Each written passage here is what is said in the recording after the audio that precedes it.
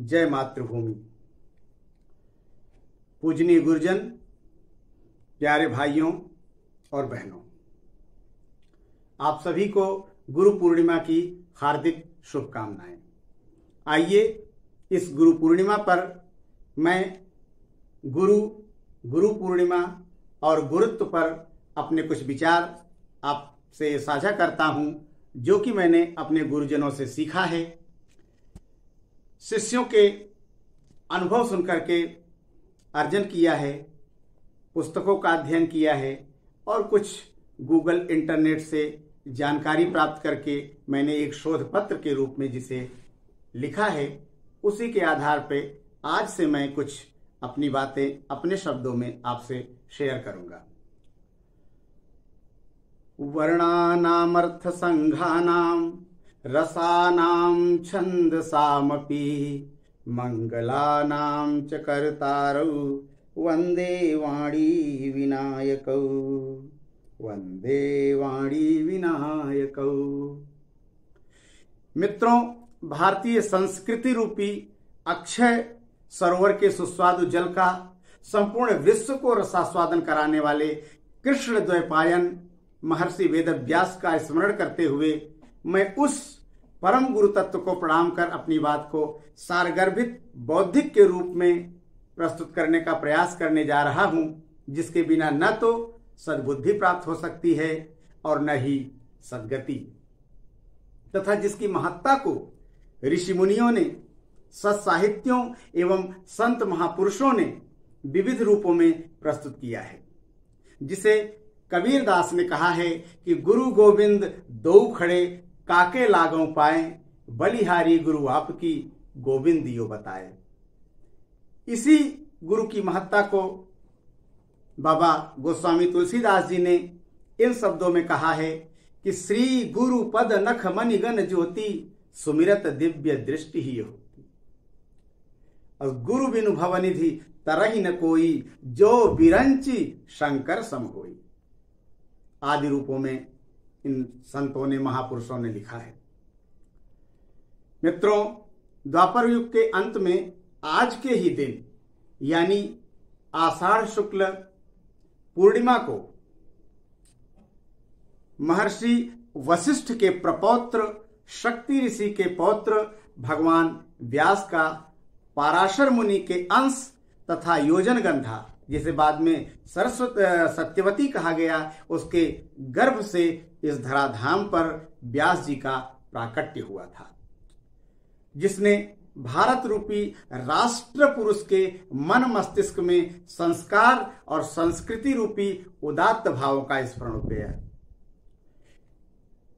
उन उदात्त भावों का स्फुरण करने में भारतीय मेधा को वास्तव में ज्ञान से जोड़ने के लिए जो अद्वितीय कार्य महर्षि वेदव्यास जी ने किया, वह किसी ने नहीं किया। इसीलिए वास्तव में अगर देखा जाए तो आदि गुरु भी वेदव्यास जी हैं और महत्तम गुरु भी वेदव्यास जी हैं। इसलिए ही उनकी जयंती को, उनके प्राकट्य दिवस को गुरु पूर्णिमा के रूप में मनाया जाता है।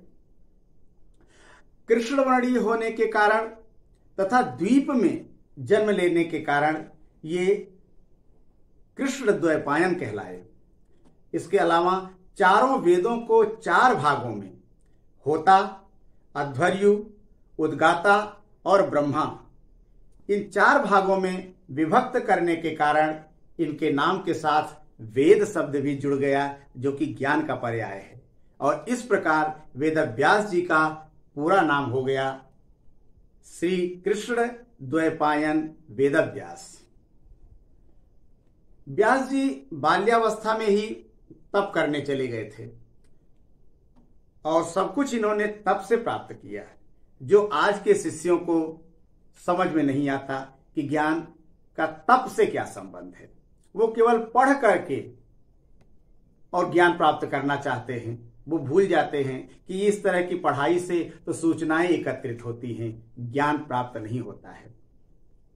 लेकिन वेदव्यास जी तो अद्वितीय और अलौकिक थे, दिव्य थे, उनकी तो बात ही अलग थी।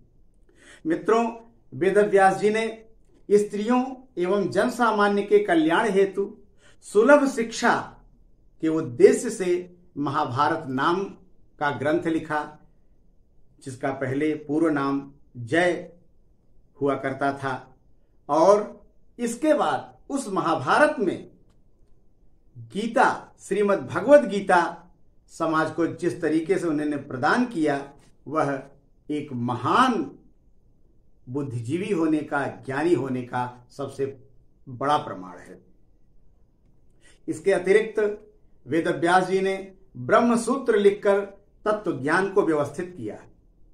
लोक कल्याणकारी साहित्य की रचना या महाभारत की रचना हो, महर्षि वेदव्यास ने निस्संदेह इस धराधाम पर आकर के अलौकिक पुरुषार्थ किया और विश्वकोश महाभारत की रचना की। और उसी महाभारत का अंश है श्रीमद् भगवद गीता, जो विश्व में सर्वश्रेष्ठ स्थान रखता है।